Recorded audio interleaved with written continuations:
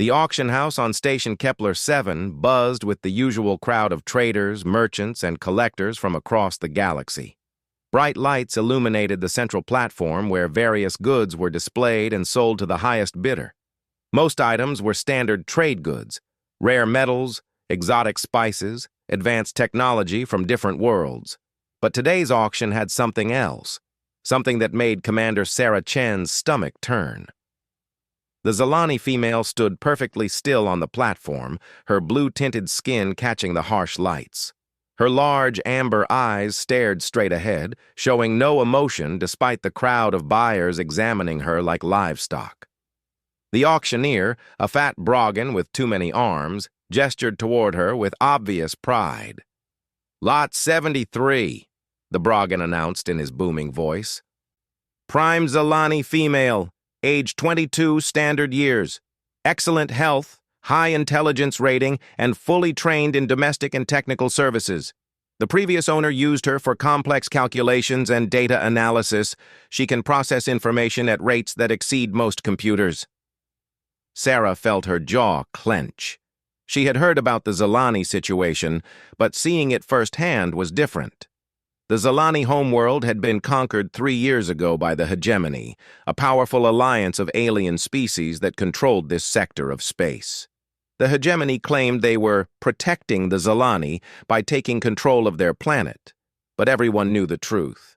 The Zilani were now property, bought and sold like tools. The worst part was that no one seemed to care. The Galactic Council had issued a few weak statements about concern, but took no action. Trade continued as normal. Life went on for everyone except the Zilani. "Current bid stands at 40,000 credits, the auctioneer called out. Several hands raised paddles around the room. 50,000 from the gentleman in the back. Do I hear 60? Sarah looked around the auction house with disgust. She saw representatives from a dozen different species, all bidding casually on a thinking, feeling person. A tall Crixian raised his paddle. A wealthy human merchant from the inner systems countered with a higher bid. Even her own species was participating in this horror. The Zilani female, Sarah couldn't think of her as just Lot 73, remained motionless. But Sarah caught a slight tremor in her hands. Fear. The woman was terrified, but she had learned not to show it. That somehow made it worse. 75,000, called out a new voice. Sarah turned to see Vrakos, a known hegemony enforcer. The huge reptilian being sat in the front row, his yellow eyes fixed on the Zilani. Sarah had heard stories about Vrakos. None of them were good. The bidding slowed down after that. Most people in the auction house feared Vrakos enough to back away when he showed interest in something. The auctioneer looked nervous but continued the process. 75,000 going once, the Broggan said, sweat visible on his wrinkled forehead. Going twice. Sarah stood up. Every rational part of her mind screamed that this was a bad idea. She was a military officer on shore leave, not some rich trader who could afford to buy people. She had maybe 8,000 credits to her name, but she couldn't sit there and watch this happen. 100,000 credits, Sarah called out clearly. The entire auction house went silent. Hundreds of eyes turned toward her. The auctioneer blinked in confusion, clearly not expecting such a dramatic bid increase. Vrakos slowly turned his massive head to stare at her with undisguised threat. "Did I hear correctly?" the auctioneer asked. 100,000 credits? "You heard correctly," Sarah replied, meeting Vrakos's gaze without flinching. She had faced down worse things than reptilian bullies. 100,000 credits. Vrakos stood up, his full height nearly 8 feet. Several other hegemony supporters in the crowd murmured angrily among themselves. The tension in the room became thick enough to cut with a knife. "Human," Vrakos said, his voice like grinding stone. "Perhaps you do not understand the situation here. This particular lot has already drawn my interest." "I understand perfectly," Sarah replied. She kept her voice calm and professional, the same tone she used when addressing enemy ships over communications. This is an auction. The highest bidder wins. Unless the rules have changed? The auctioneer looked back and forth between them nervously. Well, technically, yes, the highest bid wins. But perhaps we could— 120,000, Vrakos snarled. Sarah's heart sank. She didn't have that kind of money. She couldn't even cover her original bid without borrowing heavily from friends and selling everything she owned. But she had started this confrontation, and now she had to see it through. 150,000, she said. Vrakos's eyes narrowed to slits. You do not have that kind of money, human. I can smell your fear. He was right about the money, but wrong about fear. Sarah wasn't afraid of him. She was afraid of what would happen to the Zelani woman if Vrakos won the auction. She had heard what he did to his property. My finances are my business, Sarah said. Do you have a counterbid or not? For the first time since the bidding started, Sarah looked directly at the Zelani woman. Those amber eyes met hers for just a moment. Sarah saw something there, a tiny spark of hope that hadn't been completely crushed yet. That spark made her decision final. 175,000, Vrakos said. Sarah opened her mouth to bid higher, knowing she was digging herself into a hole she couldn't climb out of. But before she could speak, a new voice cut through the tension. 200,000 credits. Everyone turned toward the new bidder. Sarah was surprised to see Captain Marcus Webb, her commanding officer, standing near the back of the auction house. The older man looked completely relaxed, as if he was bidding on a used speeder rather than a person. Vrakos's expression shifted from anger to calculation. Captain Webb, I did not expect to see you here. Just taking in the local culture, Webb replied with a slight smile. Fascinating auction process you have here, very educational. Sarah understood what was happening. Webb had followed her here, probably sensing she was about to do something stupid and expensive. Now he was backing her play, but she wondered if even he could afford this kind of money. 225,000, Vrakos said, but his voice lacked its earlier confidence. 250, Webb countered immediately. 300,000, 400,000 credits. The auction house erupted in whispers and shocked exclamations. 400,000 was more than most small starships cost. It was an insane amount of money to spend on a single Zelani, no matter how skilled. Vrakos stood silent for a long moment. Sarah could see him calculating whether the purchase was worth the cost. Finally, he shook his massive head and sat down. Sold, the auctioneer shouted, clearly eager to finish this particular transaction before things got more complicated. 400,000 credits to Captain Webb. Sarah felt relief flood through her, followed immediately by panic. Even if Webb could somehow afford the bid, he had just spent a fortune because of her impulsive decision. She owed him an explanation, and probably a lot more than that. The auction continued with other items, but Sarah couldn't focus on anything else. She made her way through the crowd toward Webb, who was speaking with auction house officials about payment and transfer procedures. Sir, she began when she reached him. I can explain. No explanation needed, Commander, Webb said quietly. Sometimes we see something that demands action, regardless of the cost. I understand that impulse. But 400,000 credits? Webb smiled. Let's just say I have some savings put aside for special occasions. Besides, this seemed like a worthwhile investment. Sarah wanted to ask more questions, but Webb was already moving toward the processing area where new purchases were transferred to their buyers. The Zelani woman was led there by auction house staff, her movements careful and controlled. Up close, Sarah could see more details. The woman was small by human standards, maybe 5.5 feet tall, with delicate features and those striking amber eyes. Her clothing was simple but clean, a gray tunic and pants that marked her as property rather than a person. The auction house clerk handed Webb a data pad containing ownership documents. Sarah watched in disgust as the woman's life was reduced to a legal transaction. Name, Thyra. Age, 22 standard years. Previous owner, Merchant House, Vextari. Skills, mathematical analysis, data processing, linguistic translation, basic technical maintenance. The transfer is complete, the clerk announced.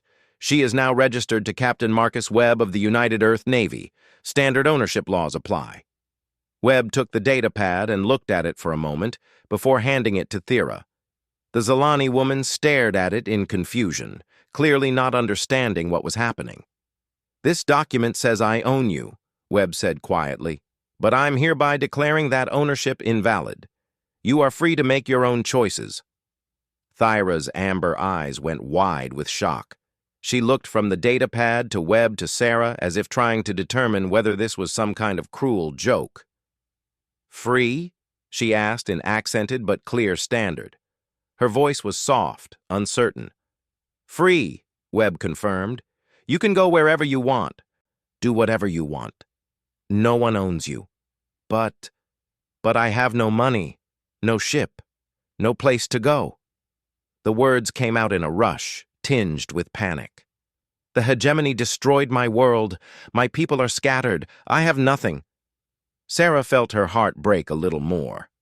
Even offered freedom, Thyra couldn't take it because the circumstances of her life made freedom impossible to survive. "Then perhaps," Webb said thoughtfully, "you might consider a job instead of slavery. The United Earth Navy can always use skilled personnel. The pay isn't spectacular, but it includes food, housing, and protection." Thyra stared at him. "You would employ me? As an equal?"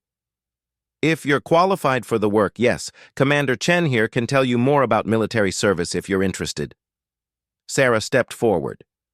"We have xenobiologists, linguists, data analysts, and technical specialists from dozens of species serving in the fleet.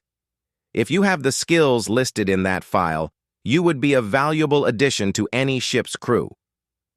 For the first time since Sarah had seen her, Thyra's expression showed something other than resigned defeat. The tiny spark of hope in her eyes grew brighter. "I would like that very much," she said quietly. "To work. To earn my place rather than be given it, or have it taken away." "Then it's settled," Webb said.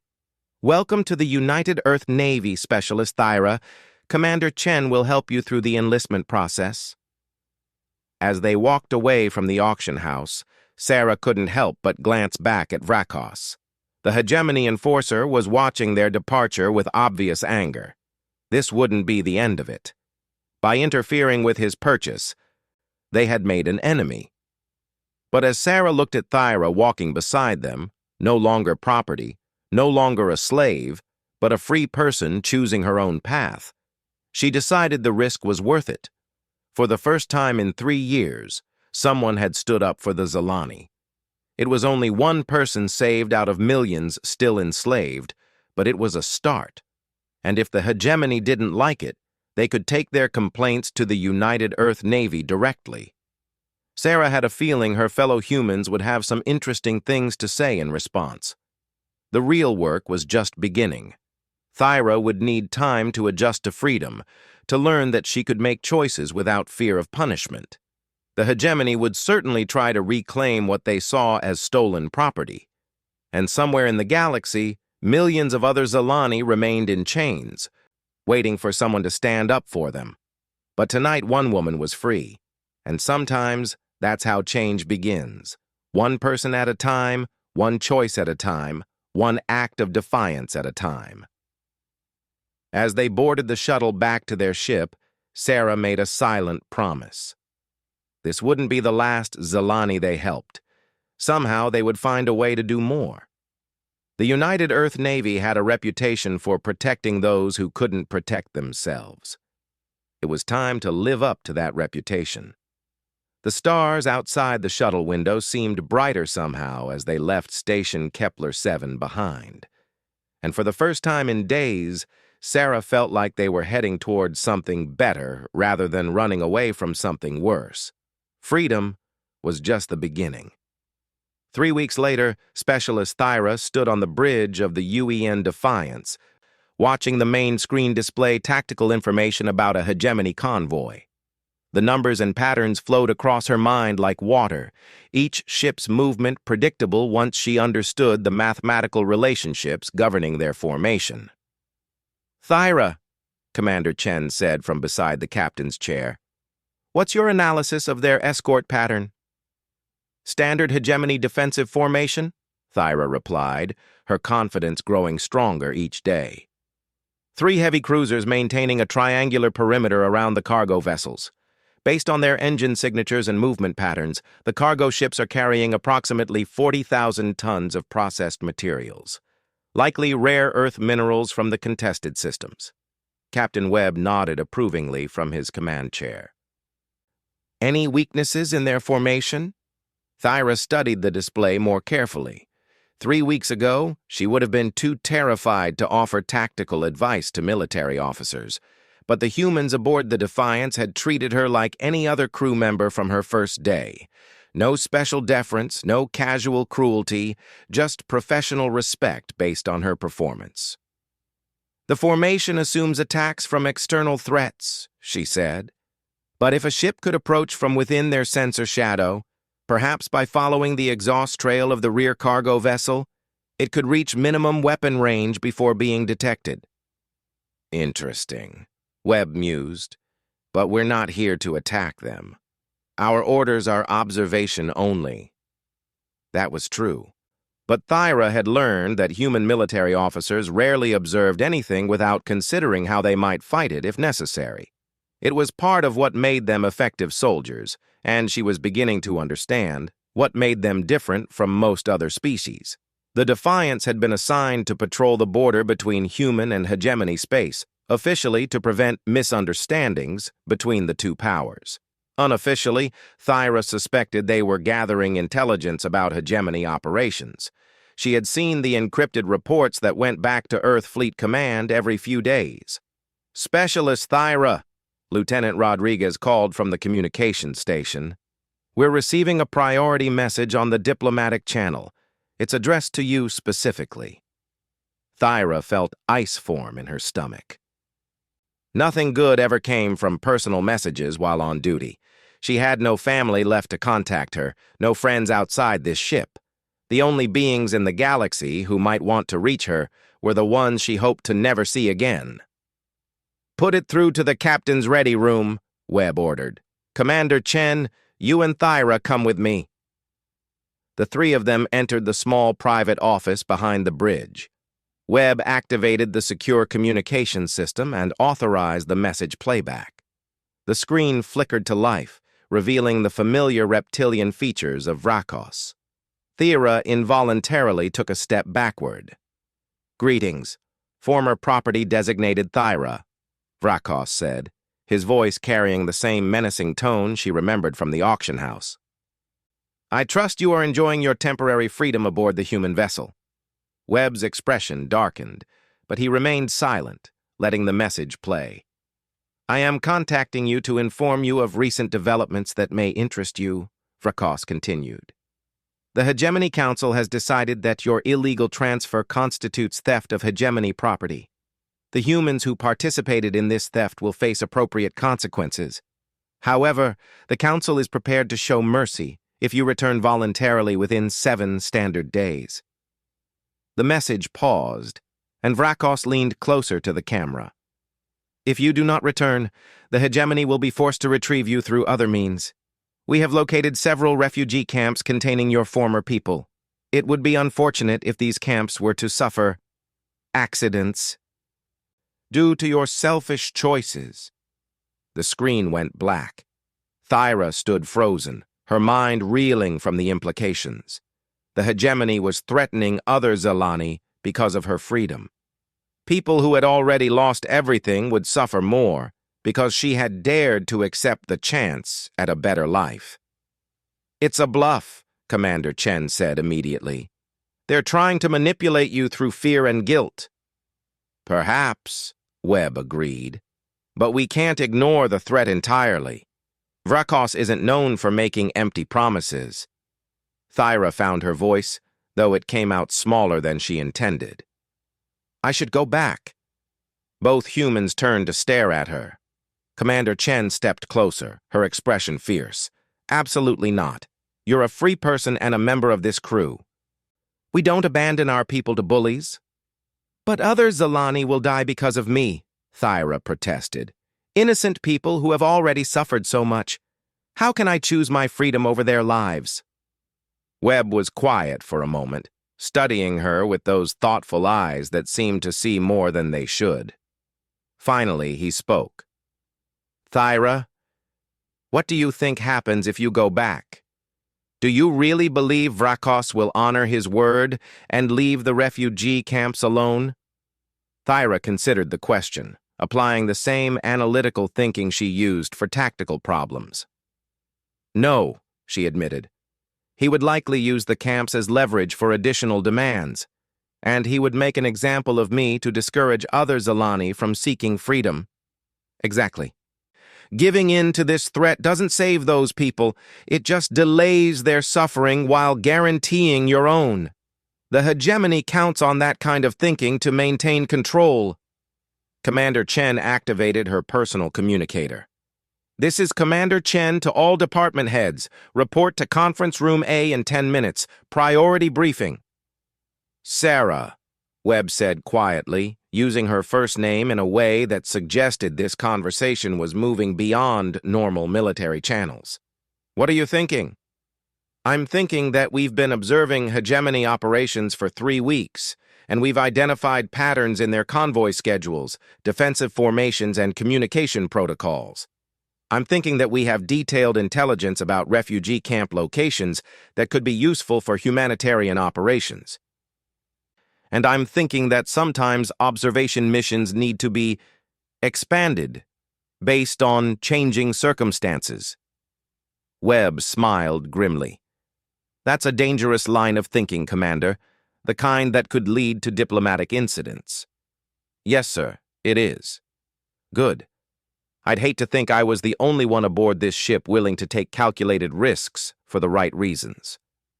20 minutes later, the senior staff of the UEN Defiance sat around the conference table listening to Thyra explain everything she knew about hegemony security procedures, refugee camp conditions, and Vrakos's personal methods of operation. Her voice grew stronger as she spoke, the analytical part of her mind taking over from the fear. The refugee camps are deliberately placed in systems with limited communication, she explained.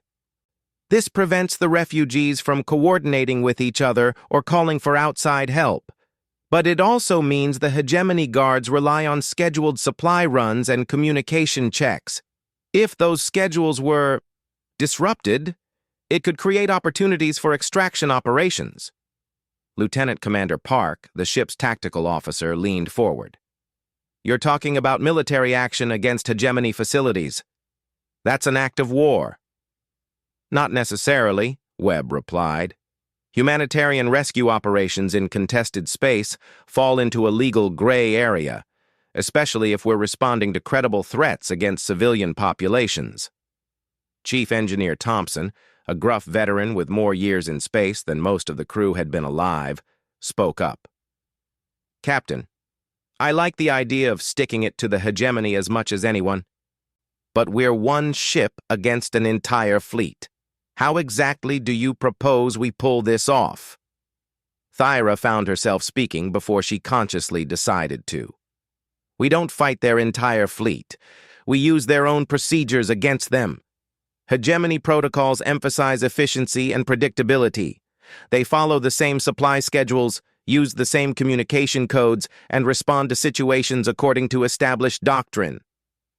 Go on, Webb encouraged. If we could intercept their supply convoy and take their place, we could approach the refugee camps without raising suspicion. By the time they realized what was happening, we could extract significant numbers of people. Commander Chen pulled up star charts on the main display. The convoy we've been tracking has supply runs scheduled for 3 different refugee installations over the next week. If we could take their place for just one of those runs. How many people are we talking about? Webb asked. Thyra closed her eyes, calculating based on the intelligence they had gathered. Approximately 2,000 Zilani at the primary camp, perhaps 500 more at the secondary locations. The room fell silent. 2,500 people, not a large number compared to the millions of Zilani still under hegemony control, but more than they could possibly evacuate with a single ship. We can't take them all, Parks stated. Our transport capacity is maybe 300 people maximum, and that's if we convert every available space, including the cargo bays. Then we prioritize, Webb said. Families with children first, then anyone with critical skills or medical conditions. We save who we can and hope it's enough to make a difference. Chief Thompson shook his head. Captain, I have to voice an objection here. This plan requires us to attack a hegemony convoy, impersonate their forces, infiltrate their facilities, and extract refugees. Any one of those actions could trigger a shooting war between Earth and the hegemony. Are we really prepared to risk that? Webb looked around the table, meeting each officer's eyes in turn. I won't order anyone to participate in this operation. It's outside our official mission parameters and carries significant personal risk for everyone involved, but I will offer each of you the chance to volunteer for what I consider a morally necessary action. The responses came immediately. Commander Chen raised her hand. Volunteer, sir. Volunteer, said Lieutenant Rodriguez. Count me in, added Chief Thompson, despite his earlier objections. One by one, every senior officer volunteered. Thyra felt something warm and unfamiliar growing in her chest, pride perhaps, or hope. These humans were willing to risk their careers, their lives, and their ship's safety for people they had never met, for her people. Very well, Webb said. Commander Chen, begin tactical planning for convoy interdiction. Lieutenant Commander Park, work with Thyra on hegemony communication protocols and identification procedures. Chief Thompson, I need you to figure out how to convert our cargo areas for refugee transport without compromising ship systems. As the meeting broke up and officers hurried to their assignments, Thyra remained seated, overwhelmed by what was happening. Webb noticed her hesitation and approached. Second thoughts? He asked gently. No, sir, I don't understand why you're doing this. Your people have no obligation to help mine. You're risking everything for strangers. Webb sat down beside her. Thyra, 3 weeks ago, you were a stranger too. Did that make you less deserving of help? That's different. Commander Chen acted on impulse, and you supported her decision to prevent diplomatic embarrassment. Is that really what you think happened? Thyra considered the question carefully. No, I think you helped me because you couldn't stand by and watch injustice occur, even when it wasn't your responsibility to act. And now? Now you're doing the same thing on a larger scale, despite the greater risks involved. Webb nodded. Humanity learned a long time ago that freedom is something you have to actively protect, not just for yourself but for others. Every person enslaved diminishes all of us. Every act of oppression that goes unopposed makes the next one easier to justify.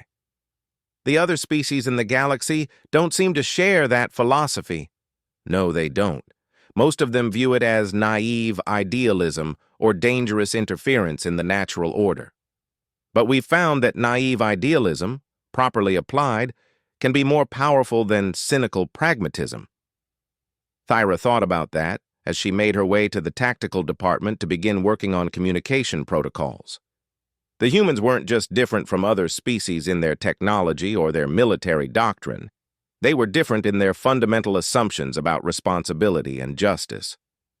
Other species had seen the Zilani situation and calculated that intervention carried too high a cost for too little benefit.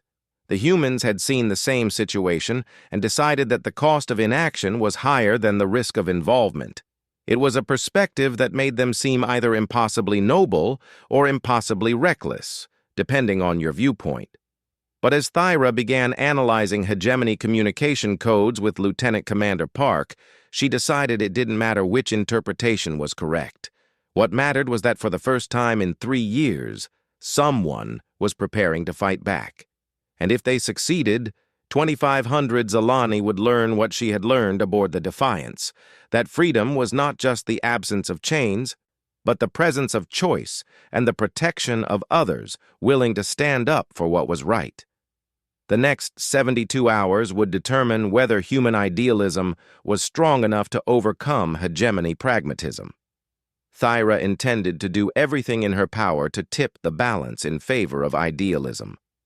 Outside the ship, the stars continued their ancient dance, indifferent to the struggles of the small beings who traveled between them. But somewhere among those stars, hope was being planned and prepared with the methodical precision that humans brought to everything they considered important. And that, Thyra thought, might just be enough. The hegemony convoy never knew what hit them. The UEN Defiance emerged from its position behind an asteroid field at precisely the moment when the convoy's sensors would be most confused by gravitational interference. 3 quick torpedo strikes disabled the escort cruiser's engines without destroying them, leaving their crews alive but stranded. The cargo ships surrendered immediately, their captains unwilling to risk their lives for a routine supply run. "Convoy secured, Captain," Commander Chen reported from the bridge. "No casualties on either side." Webb nodded with satisfaction. The plan was working exactly as Thyra had predicted. The hegemony's reliance on routine and predictability had become their weakness when facing an opponent willing to think creatively. "Begin transfer of supplies and personnel," Webb ordered. "We have a tight schedule to maintain." In the cargo bay, Thyra worked alongside Chief Thompson and his engineering team to transfer the legitimate supplies they would need to maintain their cover. Hegemony ration packs, medical supplies, and equipment maintenance kits were moved from the captured ships to the Defiance. More importantly, they now had authentic hegemony uniforms and identification codes. "You sure about this disguise?" Chief Thompson asked as he helped Thyra adjust the hegemony uniform. The gray and black outfit felt wrong against her skin, carrying too many memories of servitude. "The hegemony uses Zalani for technical and administrative tasks throughout their organization," Thyra explained. "My presence on a supply run will not raise suspicions. If anything, it will make the deception more believable." What she didn't mention was how difficult it was to wear the uniform again, to pretend to be property rather than a free person. But this deception was necessary to free others, and that made it bearable. Lieutenant Rodriguez approached with a data pad containing the convoy's communication logs. "I've extracted their codes and schedules.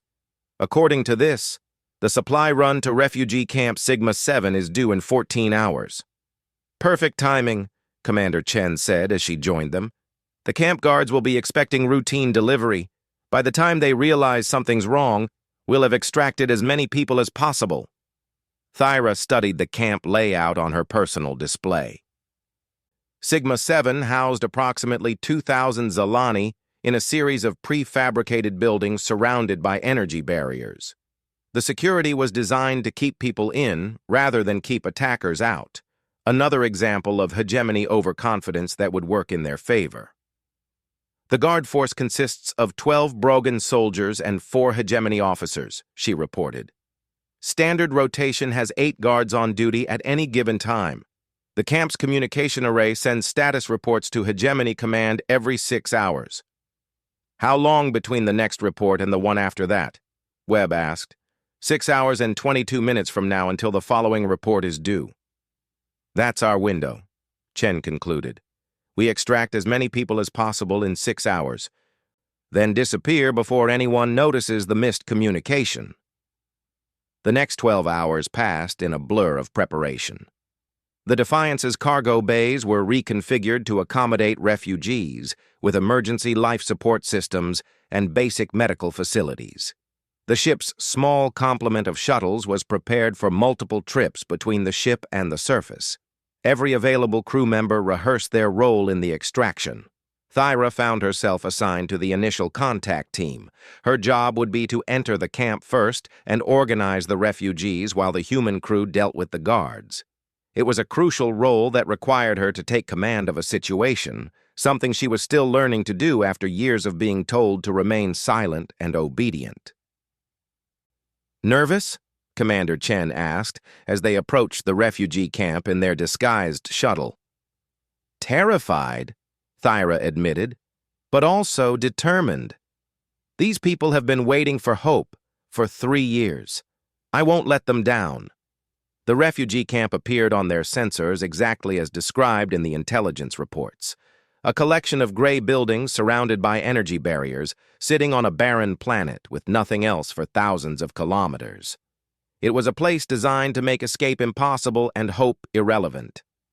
"Hegemony Supply Transport 7 Alpha requesting permission to land," Rodriguez announced over the communication channel using the authentic codes they had captured. "Permission granted, 7 Alpha," came the board response from the camp. "Landing pad 2 is clear.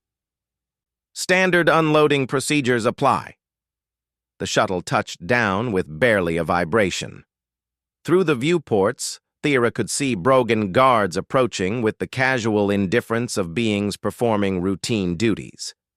Behind them, in the distance, she caught glimpses of Zilani faces pressed against the windows of their housing blocks.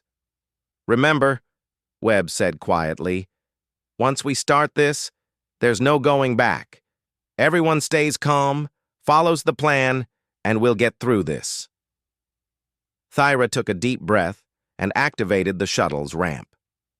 She walked down first, carrying a data pad and projecting the submissive posture expected of a Zilani servant. The Brogan guards barely glanced at her as Commander Chen and 2 other crew members, dressed as hegemony officers, followed her down. "Routine supply delivery," Chen announced in the arrogant tone favored by hegemony officials. "We're behind schedule, so we need to move quickly." The lead Brogan guard nodded without interest. "Standard procedure.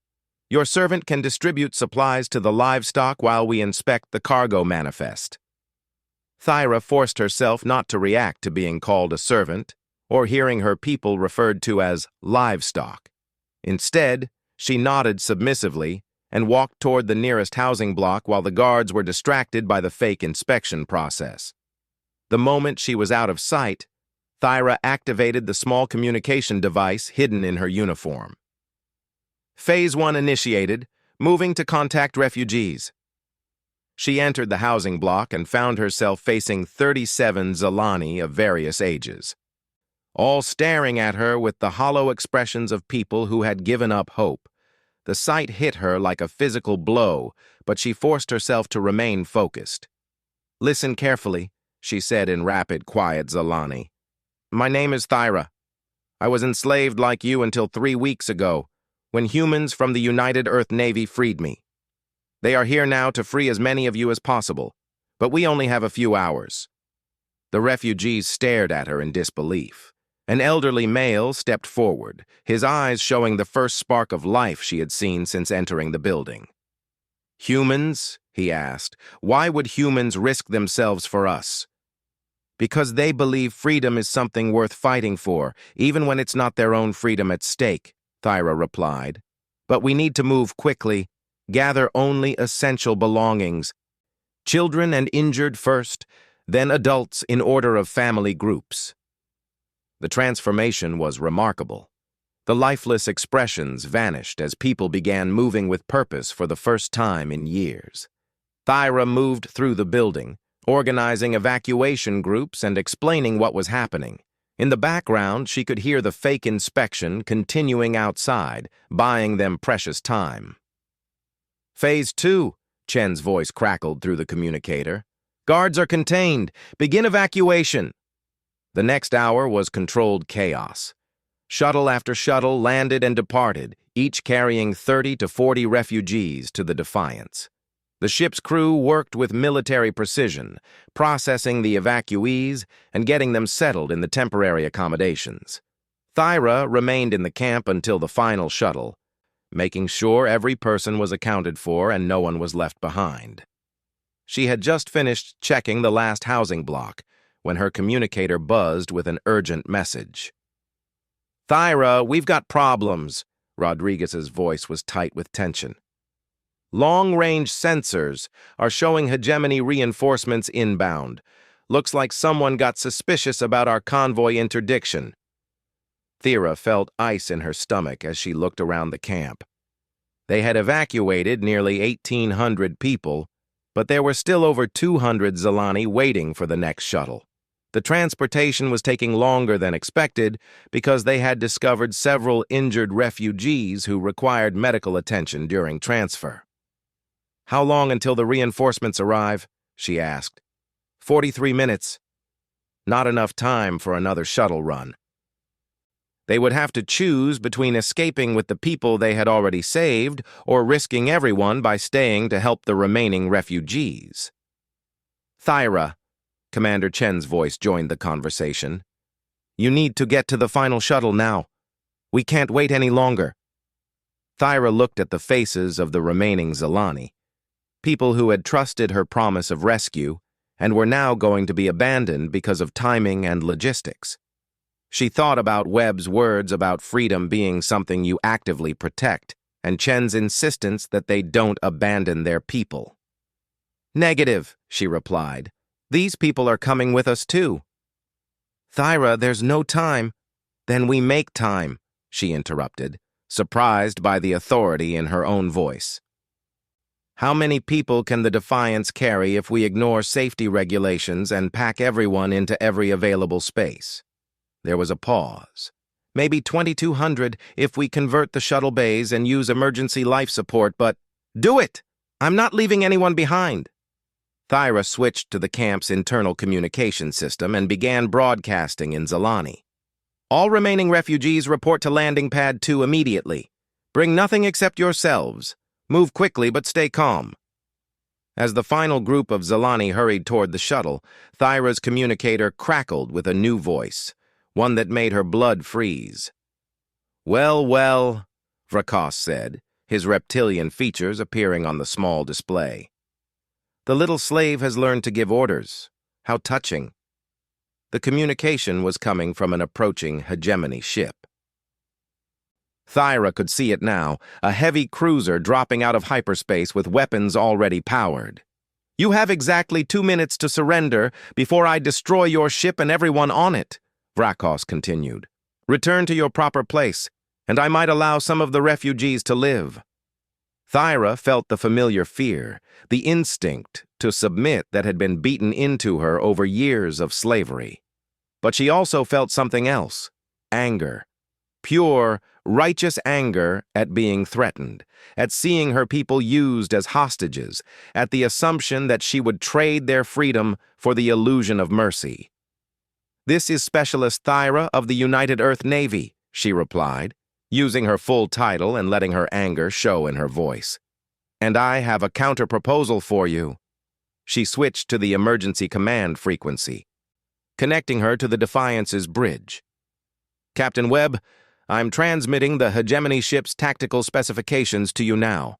Their shields have a resonance frequency weakness that can be exploited if you modulate your weapons on the following patterns." "Thyra, what are you doing?" Chen asked. "Something I couldn't do 3 weeks ago," Thyra replied. "I'm fighting back." She turned back to Vrakas's image on the communicator. "Your ship may outgun ours, but you made the mistake of fighting humans. They don't surrender. They don't abandon their people, and they don't negotiate with bullies. Captain Webb, you may fire when ready." The space around the refugee camp lit up with weapon fire as the Defiance engaged the hegemony cruiser. Thyra watched from the shuttle as brilliant beams of energy crossed the void.